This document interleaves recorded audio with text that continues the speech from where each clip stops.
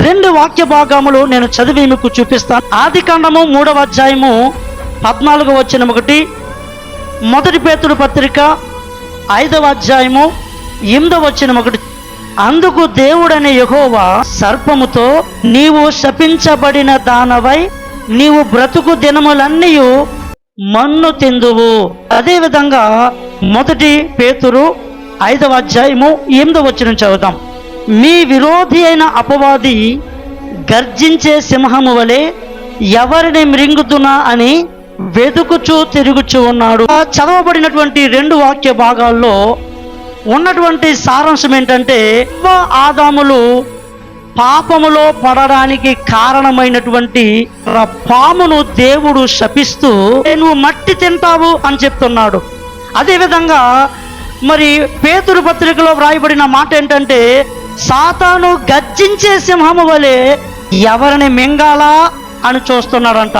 చూడండి, ఈ రెండు మాటల్లో మనకు కనబడుతుంది ఏంటంటే, అవ్వ ఆదాములను మోసపుచ్చి పాపములో పడవేసింది. కానీ ఆ సర్పము లోపల పనిచేసేది ఎవరు అంటే కనుక సాతానుడు.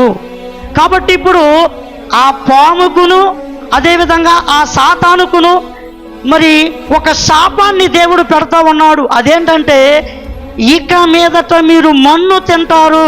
ఆ మన్ను అంటే ఏంటంటే, మానవుడు నేల మట్టితో చేయబడ్డాడు.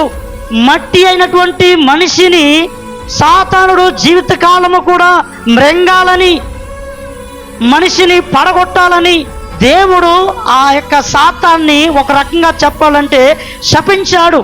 ఎందుకు శపించాడంటే, చూడండి, ఒకడు గాలములకి చిన్న ఎరపెట్టి ఆ నదిలో వేస్తే పెద్ద చేపలు ఏం చేస్తాయంటే ఆ చిన్న ఎరను చూచి ఇదేదో నాకు ఆహారంగా ఉందని చెప్పి అది తినడానికి ప్రయత్నం చేస్తుంది. ఆ పెద్ద చేప ఈ చిన్న ఎరను బట్టి గాలములకు గుచ్చుకుని అది బయటికి రాగలుగుతుంది. చూడండి, మట్టుతో చేయబడినటువంటి ఆదాము జీవితాన్ని శోధించడానికి అవకాశం ఇచ్చాడు అపవాదికి.